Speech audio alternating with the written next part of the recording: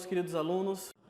Pera aí. Um aviso rápido. Por culpa minha, na hora da gravação, o microfonezinho do Diego ficou com mau contato. Ficou roçando na pele dele ou na camisa e acabou fazendo um barulhinho muito chato, um ruidinho. Então, eu peço a paciência de vocês que consigam prosseguir o vídeo com esse barulhinho muito chato. E peço perdão mais uma vez. Prometo que, se tiver uma próxima EBD gravada, prometo que não vai ter mais esse ruído. Já estamos com material bom, mas até o dia de gravado ainda estávamos com material improvisado. Então, muito obrigado pela paciência de vocês e até a próxima. Vamos voltar pro vídeo.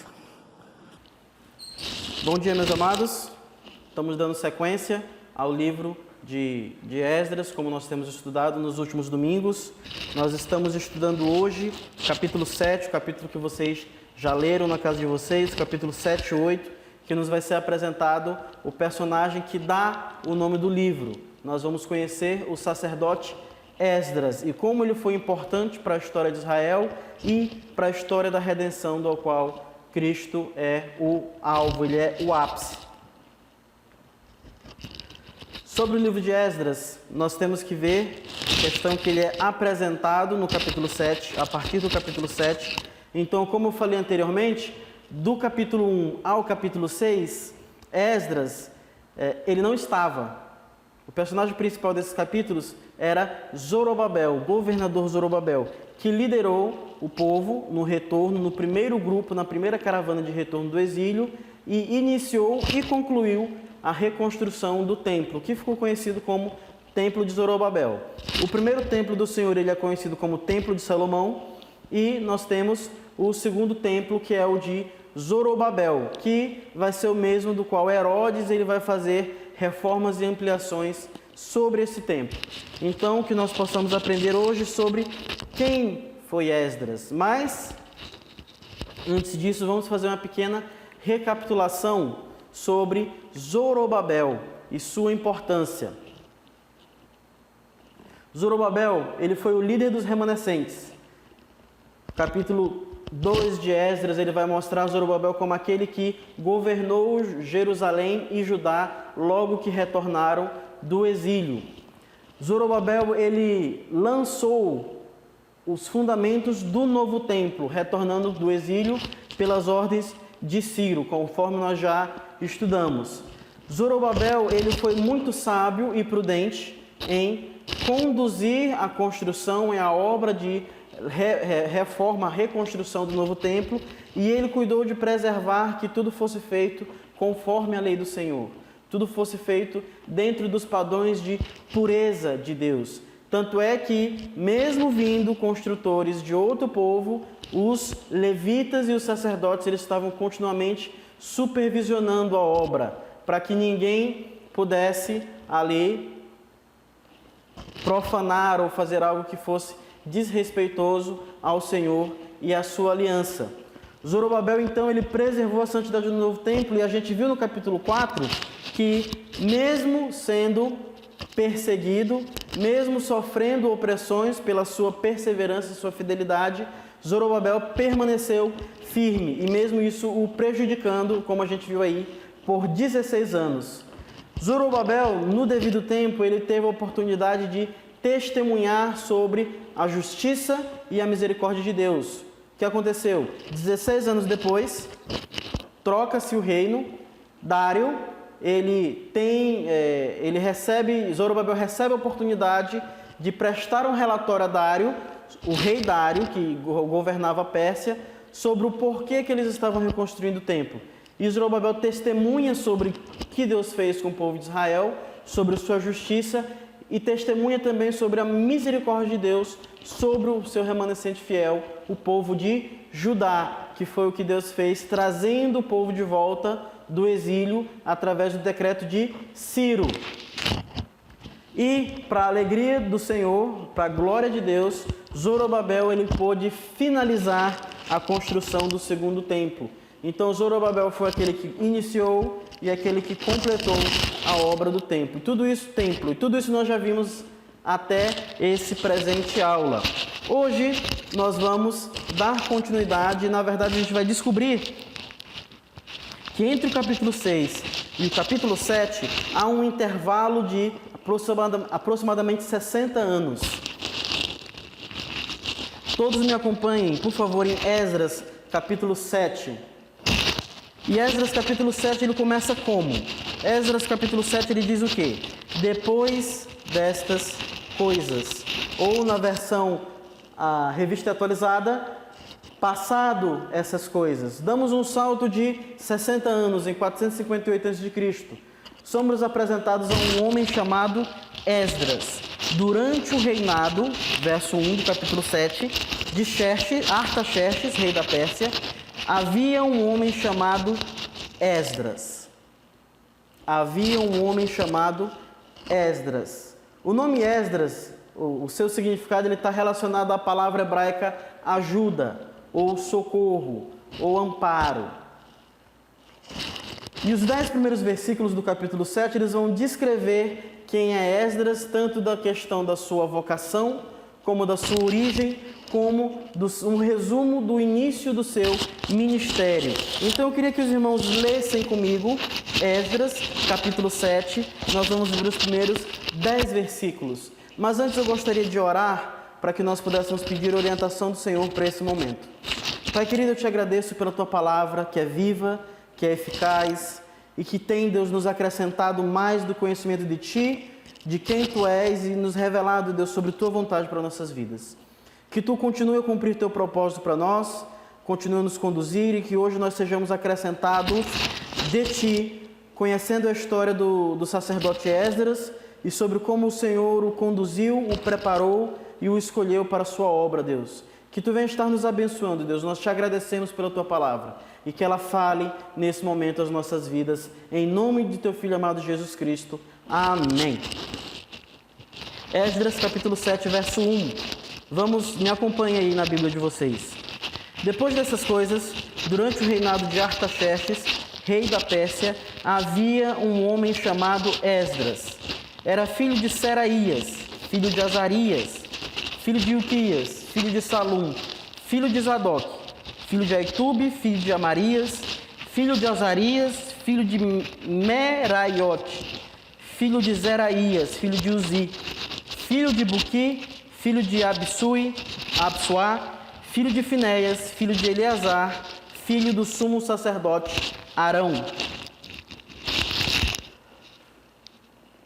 Nós somos apresentados, primeiramente, sobre quem é Esdras, sobre sua linhagem e sobre o que isso revela a nós. Nós sempre falamos e pensamos sobre o esforço, sobre o primeiro passo que deve ser dado, né? Sobre a capacitação que nós devemos buscar para cumprir qualquer trabalho, para exercer qualquer profissão. E isso se torna verdade também aqui. Mas, assim como Salomão disse em Salmo 127, 1 e 2, não importa todo o trabalho, todo o esforço, todo o preparo, não terá nenhum proveito se o Senhor não estiver nesse negócio. Se o Senhor não estiver conduzindo toda e qualquer situação da sua vida. E a primeira coisa que nós aprendemos com a vida de Esdras é justamente o fato de que o Senhor havia conduzido a vida de Esdras desde antes do seu nascimento. Esdras pertence a uma linhagem muito especial. Isso nos mostra que Deus conduziu a vida dele desde muito tempo antes dele. Na verdade, desde a fundação do mundo, conforme fala Salmo 22:10, Jeremias 1:5 e Gálatas 1:15. Desde antes da fundação do mundo, Deus ele preparou a vida de Esdras e já o tinha escolhido. Esdras ele fazia parte de uma linhagem que ligava-o diretamente ao sumo sacerdote Arão, o primeiro sumo sacerdote do Senhor entre os israelitas. Então, nós vemos que Esdras ele tem uma história, ele faz parte de um contexto, ele faz parte de uma realidade. Ele não foi escolhido aleatoriamente, nem ele alcançou isso devido à sua meritocracia, como a nossa sociedade ela hoje vive. Há seus acertos na meritocracia, mas Esdras tinha muito mais a ver do que com a graça divina do que com a sua meritocracia.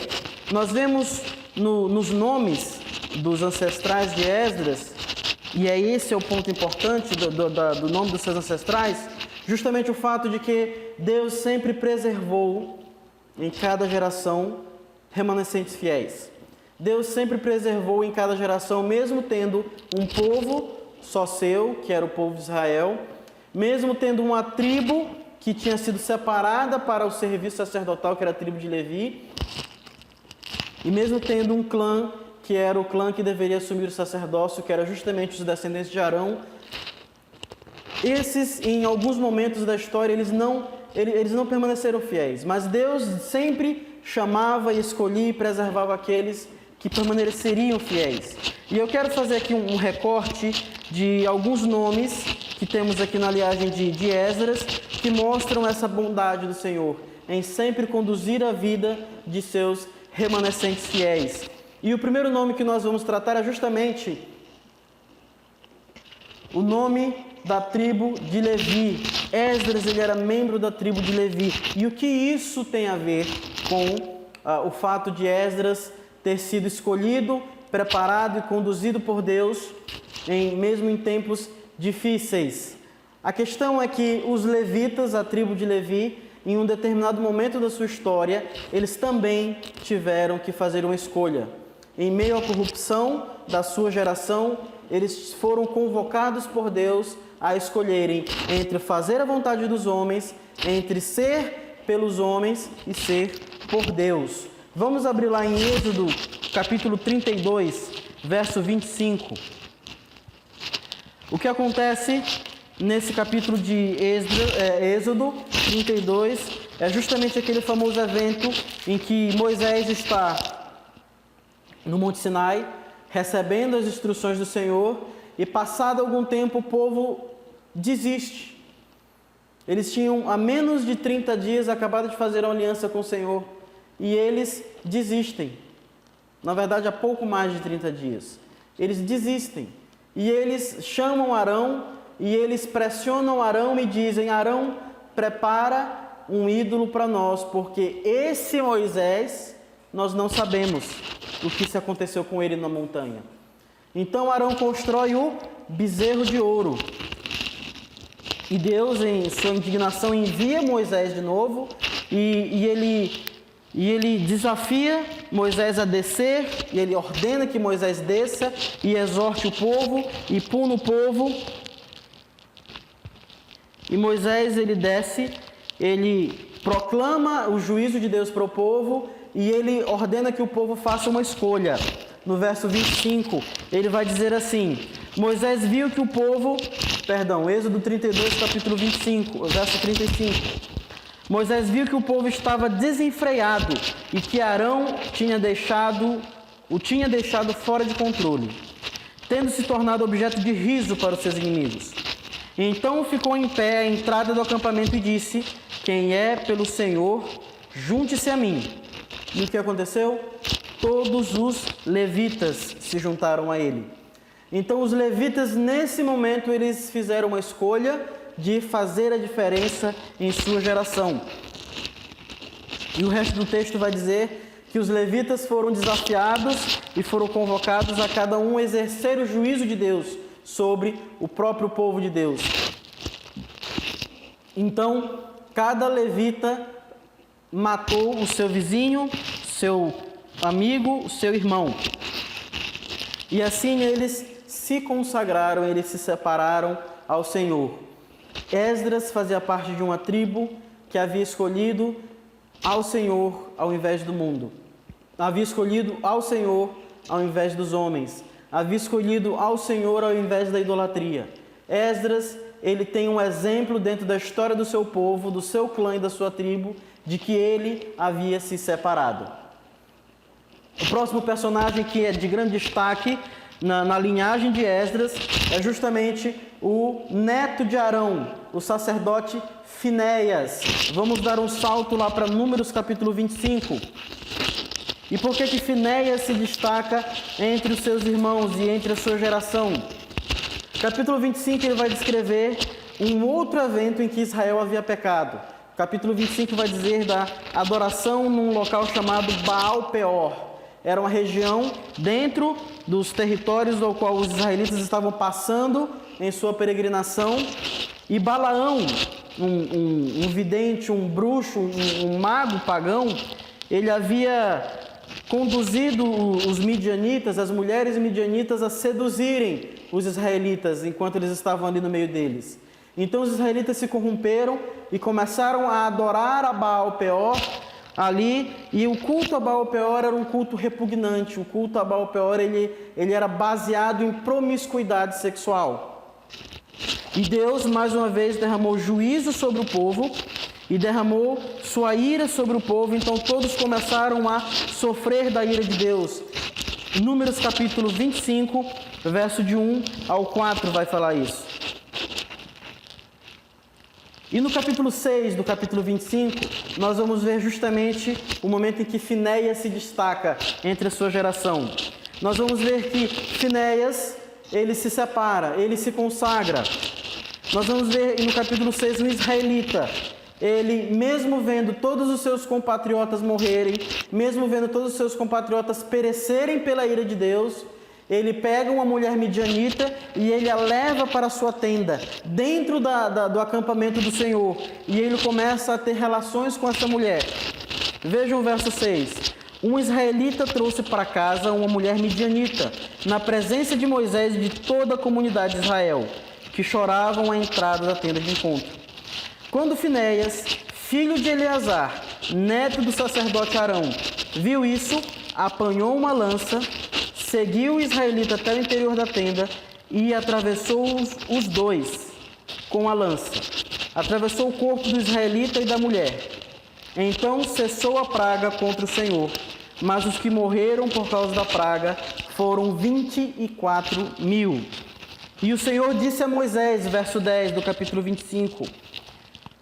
Então, e o Senhor disse a Moisés: Finéias, filho de Eleazar, neto do sacerdote Arão, desviou minha ira de sobre os israelitas, pois foi zeloso com o mesmo zelo que tenho por eles, para que eu, em meu zelo, não os consumisse. Verso 12. Diga-lhe, pois, que estabeleço com ele a minha aliança de paz. Dele e dos seus descendentes será uma aliança do sacerdócio perpétuo, porque ele foi zeloso pelo seu Deus e fez propiciação pelos israelitas. Então, Finéias, um dos ancestrais de Esdras, fez essa decisão e ele recebeu do Senhor essa promessa de sempre ter a cada uma de suas gerações um sacerdote diante do Senhor, um sacerdote que zelasse pelo Senhor. E, meus amados, Esdras é o cumprimento desse voto do Senhor para com Finéias. Esdras é um descendente que foi convocado por Deus a participar dessa aliança de sacerdócio perpétuo. Esdras desfrutou da bondade de Deus para com Finéias. Seguindo, nós temos Zadok. Zadok, ele foi o sumo sacerdote escolhido por Salomão para substituir Abiatar, descendente de Eli. E em que isso é importante? Vamos ver 1 Samuel, capítulo 2, por favor. Quem bem lembra, ou quem conhece a história de Eli, vai saber que ele foi um sacerdote que ministrou na presença do Senhor nos tempos de Samuel. E o defeito de Eli foi justamente o fato de que ele não honrou a Deus acima de todas as coisas. Eli escolheu honrar mais os seus filhos, e por isso Deus levantou contra ele um juízo. Olhem lá, 1 Samuel capítulo 2, verso 27. Veio um homem de Deus a Eli e disse: Assim diz o Senhor, acaso não me revelei claramente à família de seu pai, quando eles estavam no Egito, sob o domínio de Faraó? Escolhi seu pai, dentre todas as tribos de Israel, para ser meu sacerdote, subir no meu altar, queimar incenso e usar o colete sacerdotal na minha presença. Aqui o Senhor, o profeta, estava falando de Arão. Eli era também um descendente de Arão. Mas será que esse Eli tinha sido fiel às gerações anteriores? Continuando, verso 27. Verso 29, perdão. Por que zombam de meu sacrifício e da oferta que determinei para a minha habitação? Por que você honra seus filhos mais do que a mim, deixando-os engordar com as melhores partes de todas as ofertas feitas por Israel, meu povo? Verso 30. Portanto, o Senhor, o Deus de Israel, declara: prometi a sua família e a linhagem de seu pai, que ministrariam diante de mim para sempre. Mas agora o Senhor declara: longe de mim tal coisa. Arão, ele participava de uma aliança condicional. Enquanto Arão fosse fiel, Deus permaneceria fiel nos termos que Deus havia lhe prometido. E isso cabia aos seus descendentes. O problema é, os descendentes de Arão não lhe tinham sido fiéis, Eli especificamente. Então Deus, ele declara que ele rejeita Eli por ele não ter respeitado a aliança. Continuando: longe de mim tal coisa, honrarei aqueles que me honram, mas aqueles que me desprezam serão tratados com desprezo. É chegada a hora em que eliminarei a sua força e da sua família e de seu pai, e não haverá mais nenhum idoso na sua família. Então Eli, ele é condenado por Deus a não conseguir ter membros da sua família que alcançariam a melhor idade, que não alcançariam a idade de idoso. E isso era muito incomum para um sumo sacerdote. Até porque um sumo sacerdote, ele não participava da guerra e ele tinha todo um cuidado de asseio. O sacerdote, ele tinha todo um cuidado de pureza, e nós sabemos hoje em dia que a nossa higiene garante uma melhor qualidade de vida. Seguindo então, Deus, ele estava dizendo que nenhum dos descendentes de Eli alcançariam a melhor idade. Mas o que isso tem a ver com Esdras? Verso 35 do capítulo 2. Levantarei para mim um sacerdote fiel, que agirá de acordo com o meu coração e o meu pensamento. Edificarei firmemente a família dele, e ele ministrará para sempre perante o meu rei ungido. Abiatar foi o último descendente de Eli que alcançou ou que ministrou no sumo sacerdócio. Mas, assim que Salomão assumiu o trono, Abiatar participou de uma conspiração para que o irmão de Salomão assumisse o trono, Adonias. Então Salomão puniu a Abiatar e nomeou ao seu sumo sacerdote Zadok em seu lugar. Então Zadok foi o sacerdote que assumiu definitivamente o sacerdócio e deu continuidade. Então a profecia contra Eli, ela se cumpre parcialmente em Zadok e se cumpre definitivamente em Jesus, o sumo sacerdote perfeito e o sumo sacerdote perpétuo perante Deus. Então, meus amados, isso é só parte da história de Esdras. Então nós vemos que Esdras, ele faz parte de uma linhagem de grandes homens que Deus preparou e capacitou. E isso não foi por acaso. O desejo de Deus é que justamente sempre preservar a cada geração remanescentes fiéis. E isso mostra justamente o quanto Deus, ele se empenhou em cuidar da vida e do crescimento de Esdras. Esdras, ele não foi uma pessoa aleatória. Esdras, ele não foi escolhido porque era a pessoa que estava mais perto. Esdras não foi escolhido simplesmente pela sua capacidade. Esdras foi escolhido porque Deus escolheu estar com ele. Antes de Esdras escolher, nós vamos ver que Deus escolheu Esdras. E seguindo, esse é o primeiro ponto importante. Esdras, ele foi um líder preparado por Deus. Segundo ponto, Esdras foi um líder treinado. O segundo destaque importante sobre Esdras está no verso 6. Lemos comigo o verso 6 do capítulo 7 de Esdras. Este Esdras veio da Babilônia. Era um escriba que conhecia muito bem a lei de Moisés, dada pelo Senhor, o Deus de Israel. Esdras era um escriba que conhecia muito bem a lei, ou como diz a versão Revista Atualizada, ele era um escriba versado na lei de Moisés. E o verso 10 ele vai completar isso. O verso 10 ele vai dizer: pois Esdras tinha decidido dedicar-se a estudar a lei de Deus, a lei do Senhor, e a praticá-la, e a ensinar os seus decretos e mandamentos aos israelitas. Eleição, escolha de Deus não anula a responsabilidade humana. Soberania de Deus não anula a responsabilidade humana. E nós vemos em Esdras essas coisas se encaixando. A estudar a lei do Senhor e a praticá-la. Então Esdras havia não só sido escolhido por Deus, mas ele também havia escolhido ao Senhor. Segundo o apóstolo Paulo, o primeiro requisito para alguém ser bispo é justamente a vontade de ser bispo. 1 Timóteo 3:1 vai dizer isso. Isso vale para qualquer função de liderança dentro do reino de Deus. Meus amados, Deus ele não chama, ele não escolhe pessoas que vão ser frustradas para trabalhar na sua obra. Ele não escolhe pessoas para que elas sejam ranzinzas, para que elas sejam rancorosas. Deus, ao contrário, Ele cria em nós o desejo de estar na obra dEle. Ele cria em nós o desejo de estarmos na Sua presença, de o buscarmos, de o conhecê-lo. Ele cria em nós o desejo de fazer a Sua vontade. E foi assim com Esdras. Deus não só o escolheu, mas lhe deu as ferramentas e o desejo de ser um servo do Senhor. Então Esdras ele foi escolhido por Deus e ele se empenhou em ser digno e em ser capacitado para toda boa obra pelo Senhor. E nós vamos ver na vida de Esdras que ele tem uma crescente, o ministério dele. E os objetivos de Esdras, as metas de Esdras, elas eram progressivas. E elas tinham um objetivo a alcançar. O verso 10 ele vai nos explicar que as metas de Esdras elas tinham 3 pontos principais. O primeiro objetivo de Esdras na vida que ele tinha escolhido era de dedicar-se a estudar a lei do Senhor.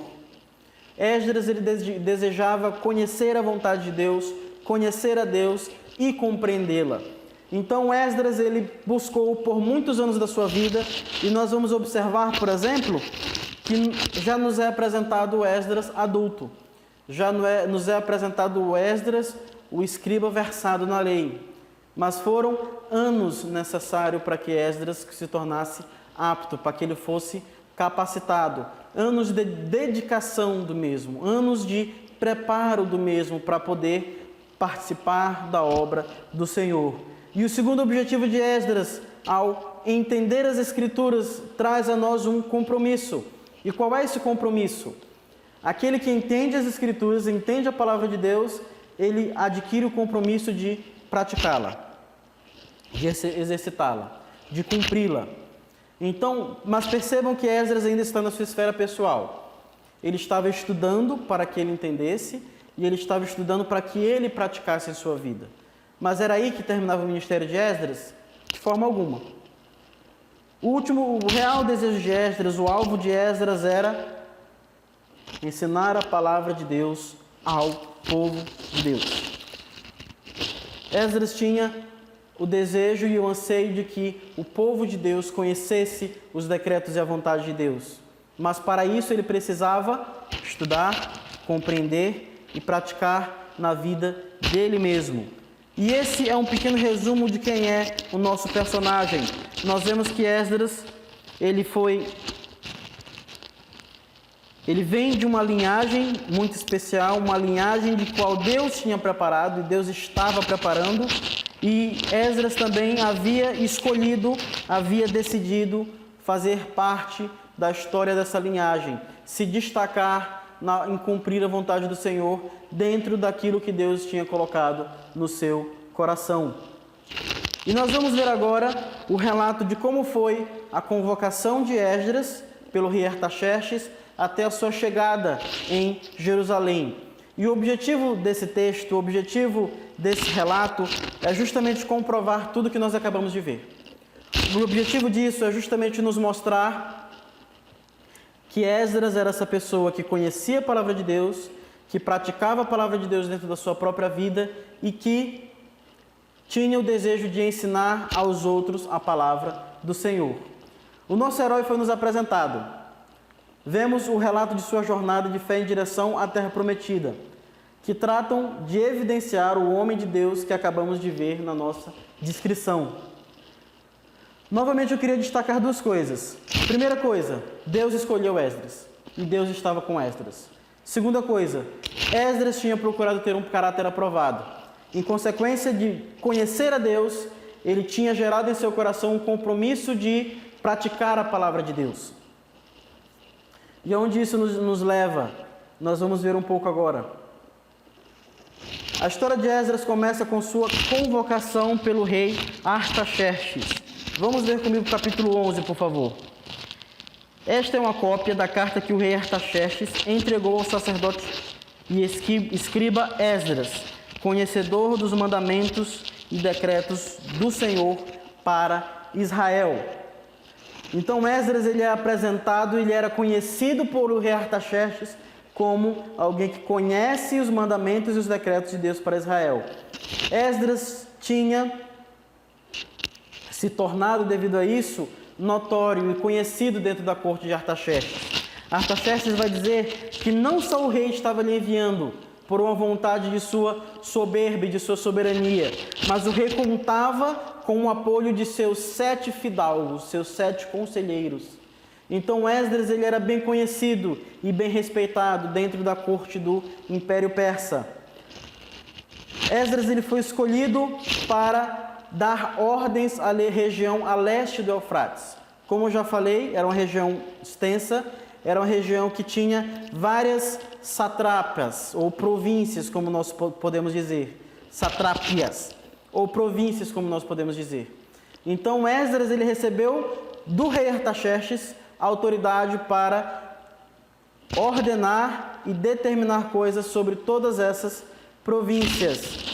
E o meu objetivo ao nós analisarmos essa carta é justamente vermos como Esdras era conhecido e como se destacam as habilidades e as capacidades que Deus deu para o sacerdote Esdras.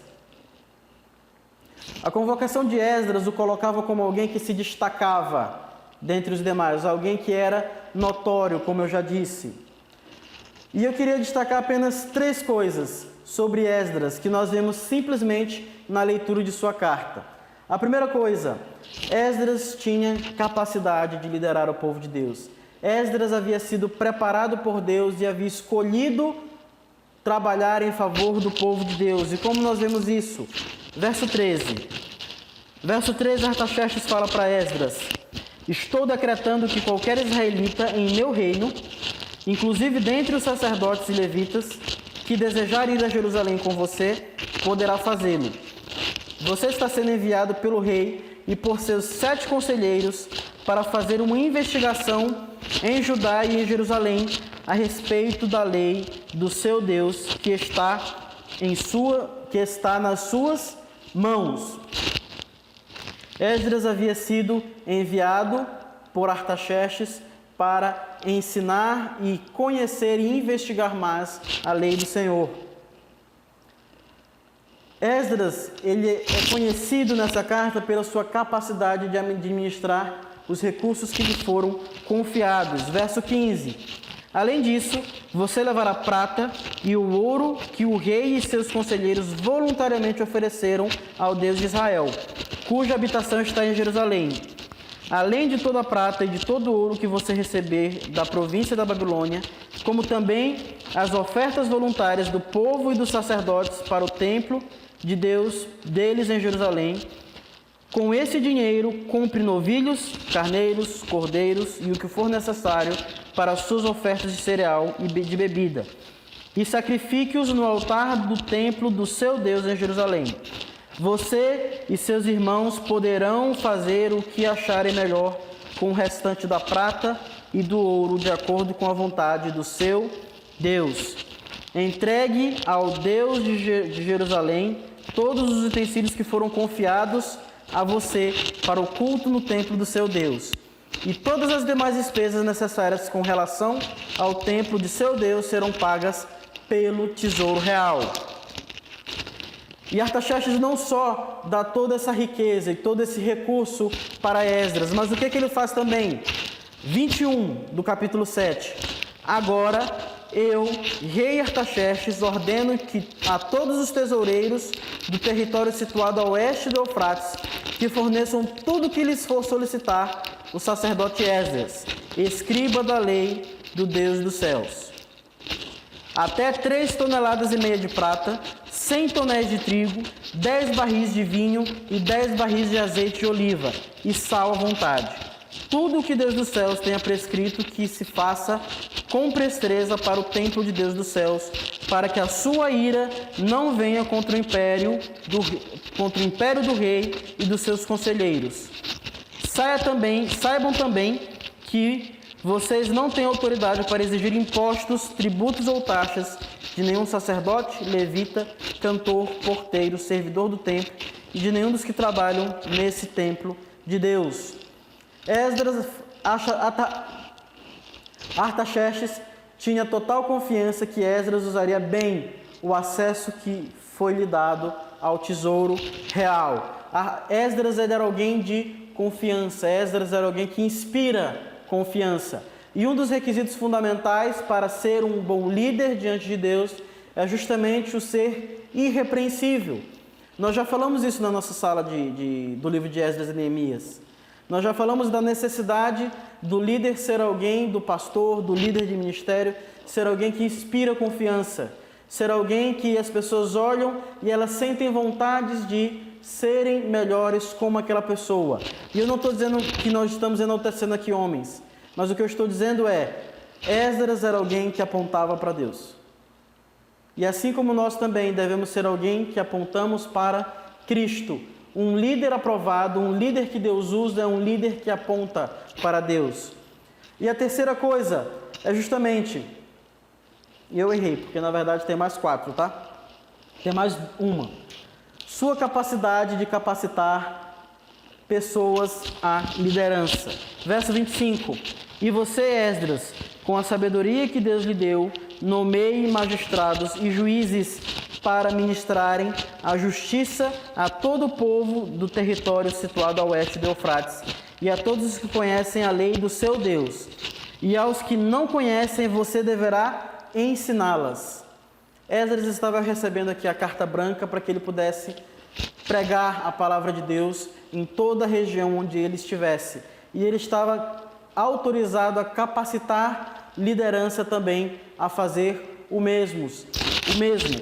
Então, um ponto importante que nós devemos seguir, Esdras era alguém que tinha condições de capacitar novos líderes.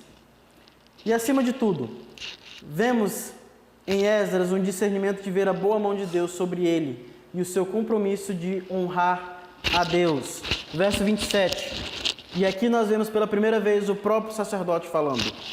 Bendito seja o Senhor, o Deus de nossos antepassados, que pôs no coração do rei o propósito de honrar dessa maneira o templo do Senhor em Jerusalém, e que por sua bondade favoreceu-me perante o rei, seus conselheiros e todos os altos oficiais. Como a boa mão do Senhor, o meu Deus, esteve sobre mim, tomei coragem e reuni alguns líderes de Israel para me acompanharem. Esdras em tudo apontou para Deus. Esdras era alguém notório, era alguém conhecido. E o que ele fez com essa oportunidade? Apontou para Deus. E nós vemos que Esdras ele decide fazer essa jornada e ele convoca seus companheiros, seus compatriotas a irem junto com ele. E nós vemos a formação do cumprimento da missão, a formação da caravana. E dentro do próprio relato da caravana nós vamos ver mais uma vez Esdras se destacando como alguém que conhece a palavra de Deus, que procura praticar a palavra de Deus, que procura ensinar a palavra de Deus aos seus irmãos e procura glorificar a Deus com tudo o que ele faz. E quais são os destaques na jornada de Esdras que apontam para tudo isso que eu falei? Esdras capítulo 8, a partir do verso 15, nós vamos ver que o conhecimento de Esdras da lei do Senhor o levou a santificar a caravana. Por que eu estou dizendo isso? Do verso 15 até o verso 20 do capítulo 8, já na reunião da caravana, Esdras vai dizer o seguinte: eu os reuni junto ao canal que corre para Avá e acampamos ali por 3 dias. Então Esdras convocou o povo a se reunir nas proximidades desse canal E quando ele reuniu o povo, e quando ele aguardou os 3 dias, ele foi fazer a revista, já para se prepararem para a jornada. E ele descobriu o quê?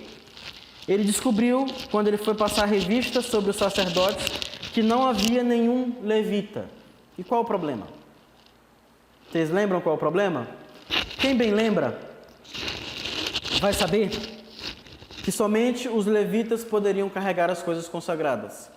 E Esdras havia recebido utensílios de ouro e prata e ofertas de ouro e prata, que foram dadas pelo rei e pelos conselheiros, e foram dadas ofertas voluntárias pelos próprios moradores da Babilônia a ele. E essas ofertas eram sagradas. E essas ofertas só podiam ser carregadas pelos levitas. Então Esdras ficou preocupado. Se nós levarmos essas ofertas pelas nossas próprias mãos, sem zelar pelo que é do Senhor, nós poderemos trazer a ira do Senhor sobre nossas vidas. Então, ele convocou os principais líderes que estavam com ele e pediu que esses líderes, que tinham a sabedoria do Senhor, verso 16 vai saber fazer isso, fossem até um homem chamado Ido, e que pedissem a ele que cedessem, que ele enviasse para eles tanto levitas quanto também servidores para ajudarem no templo, servidores para que os ajudasse a carregar. E o que ele destaca no verso 18? Com uma bondosa mão de Deus estava sobre nós, eles trouxeram os homens que ele vai descrever. Trouxeram também servidores no templo que tinham sido capturados. Então, Esdras, ele cuidou, dentro do conhecimento que ele tinha da palavra de Deus, de santificar o acampamento, de santificar a caravana, das pessoas não se contaminarem, das pessoas não desonrarem a Deus na sua conduta.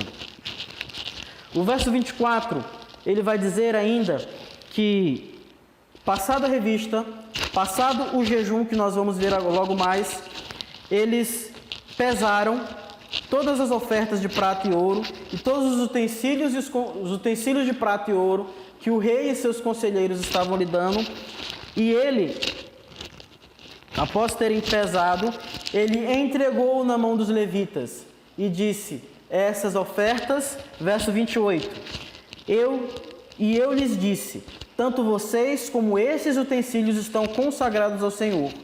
A prata e o ouro são uma oferta voluntária ao Senhor, o Deus dos seus antepassados. E ele vai cuidar para que esse fosse bem guardado e bem transportado. Vocês querem um exemplo do quanto isso é importante? Alguém lembra de Uzi?